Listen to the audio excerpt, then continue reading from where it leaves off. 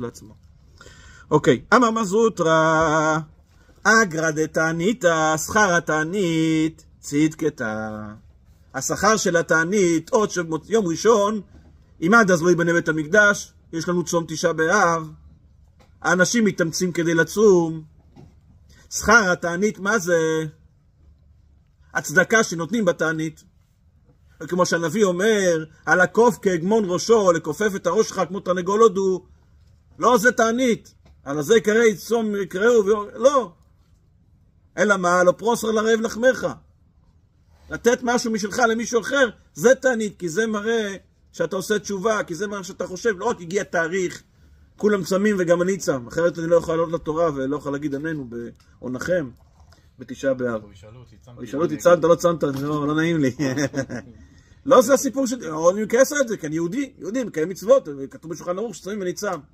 זה לא זה צום, צום זה לא דיאטה. צום זה הזדמנות שלנו להתבונן פנימה ולהפוך לאנשים יותר הגונים. ולכן הנביא אומר, אתה יודע מה זה צום? צום זה פרוס לרעב לחמך. אצל הרבי ראינו את זה מאוד מאוד חזק, שהרבי כל פעם הזכיר את זה שבתענית צריכים לתת דמי תענית. מה זה דמי תענית? כן, לתת מזון שני ארוחות. לעשות מזון שני ארוחות, לתת לצדקה.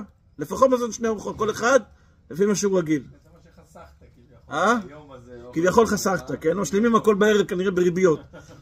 אבל בעיקרון, כן, אתה עכשיו אתה לא אכלת ארוחת צהריים, לא אכלת ארוחת בוקר. הכסף הזה של ארוחת בוקר, ארוחת צהריים, קח את זה, שים את זה. הוא בבנק. קח את זה, שים את זה במקום כזה שזה יגיע לנזקקים.